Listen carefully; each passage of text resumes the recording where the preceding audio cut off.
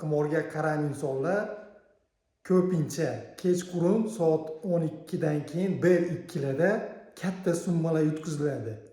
Chunki buning sababi kunduzi ishda bo'ladi, kechqurun muammolar, qarzlar, ertaga qarzimni qanday to'layman deb xayolan uyqusizlik, stress bo'ladi va yana shu o'ynaydi, katta summalar yutkazadi va shu aylana ichida yuraveradi. Assalomu alaykum aziz do'stlar.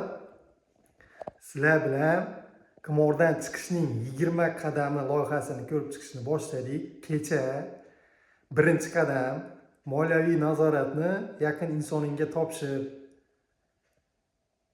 mavzusini ko'rdik. Tepada ko'rishingiz mumkin yana bir bor. Bugungi mavzumiz ikkinchi qadam, uyquni tiklash. Uyquni tiklash, ya'ni o'zi qimorga qarab bo'lmagan inson ham bir vaqtida uxlab, to'yib uxlamasa, ertaga bir kuni manfaatli bo'lmaydi, ya'ni bodri bo'lmaydi, bir nima desam ekan, uyqusirab, gangrab yuradi. Qimorga qaram insonlarda qanday? Qimorga qaram insonlarda bu narsa inson uxlamas ekan, fikr qilish, to'g'ri qaror qabul qilish qobiliyati susayadi. Buni hech narsa bilan alishtirib bo'lmaydi. To'g'ri, adrenalin, energetiklik ichadi. Sizlarni o'zingiz uxlamasligingiz mumkin, ya'ni miyangiz charchagan, uyqusiragan holda bo'ladi. Va ko'pchilik hollarda men o'z tajribamdan kelib chiqqan holda aytaman, kechqurunlari katta summa yutkazishlar kuzatilgan menda. Men yana bir bor aytaman, bu o'zimning tajribam. Men qimordan qanday chiqish to'g'risida ko'p gapirib o'tdim.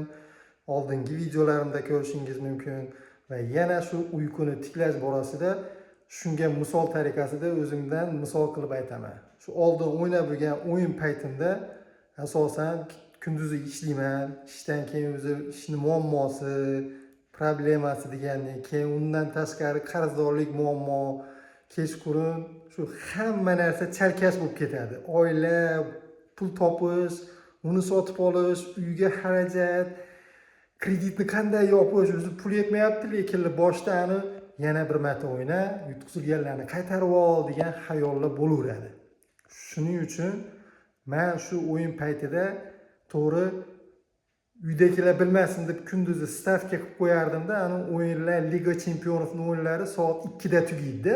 Natijasi shu har bir rudaman, igrok, qimorga qaram inson stavka qilgandan keyin shu natijasi qanday bo'ldi ekan deb bo'lsa ham shu tekshirishga harakat qiladi, rezultatini bilishga. Hisob to'ldimi, yutgan bo'lsa vyigirishmi, shuni ko'rishga intiladi.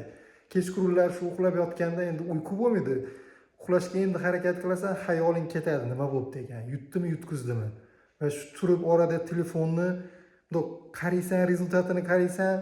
Misol sen oilali bo'lsang, yoningdagi ayoling ham shubha uyg'onadi. Kim bilan yozishyapsiz? Nima telefonda kechqurun hamma uxlatib kim bilan yozishyapsiz degan shubha, gumonga ham ketadi agar sizni qimorvozligingizni bilmasa-da.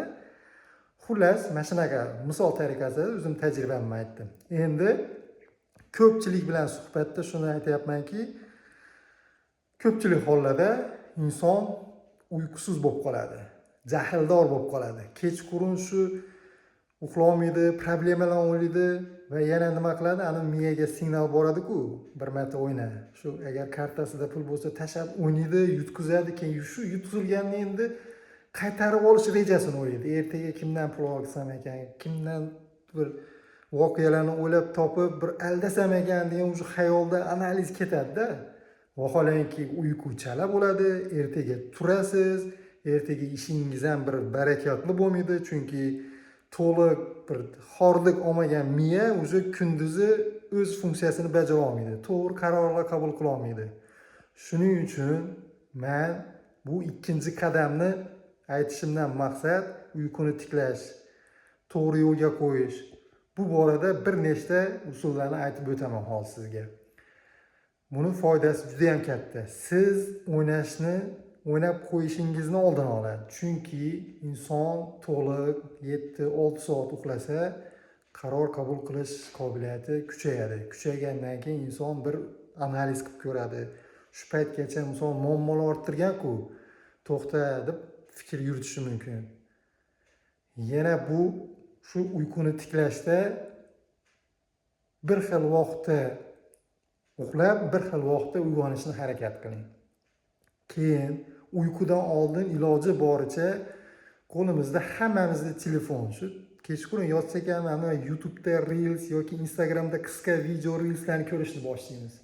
Bu narsalarni ham kamaytirish kerak. Telefonlarni olib qo'yib, gadjetni o'shanga o'xshagan narsalarni o'chirib, iloji boricha nariroq qo'yib, hech narsani o'ylamasdan uxlashga harakat qilish kerak. Yoki shu uyqudan oldin bir madaniy xorda kitob o'qishni tavsiya qilaman. Men shu kitob o'qiyman yoki kechki payt shu bir yarim soatni sayl qilib kelishni. Bu ham zo'r. Inson ochiq havoda, svejiy vozdukda aylanib kelsa, bir terallashadi, fikri ravonlashadi. Keyin oynalarni, eshiklarni ochib, bir havosini aylantirib, provetritsiya qilish kerak xonani. Toza havo kiradi. Siz shu uxlashingiz yaxshilashadi. Demak, siz bilan qimordan chiqishning qadamlarini ketma-ket ko'rib chiqishni boshlayapmiz. Bugun shu ikkinchi qadam uyquni tiklash, ya'ni inson to'liq 7 soat uxlasa, qaror qabul qilish qobiliyati kuchayadi va shu qimor o'ynashni oldini oladi. Bu ham bir kichik qadami ham deb bilaman. Aziz do'stlar, sizlar kommentariyada o'z tajribangizni yozing. Sizda qanaqa bo'lgan?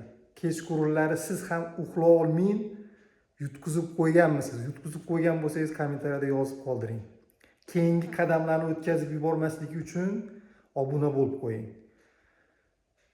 Shapka profilda Telegram guruhimiz bor. U yerga qo'shilib o'z fikringizni qoldiring, mulohaza qiling. Qanday qilib shu qimor yo'lidan chiqmoqdasiz yoki o'zingiz tavsiyalaringiz bo'lsa, o'zingiz tavsiyalaringizni bering va o'zingiz haqingizda ma'lumot bering. Keyingi video siz haqingizda bo'lishi mumkin. Ko'rishguncha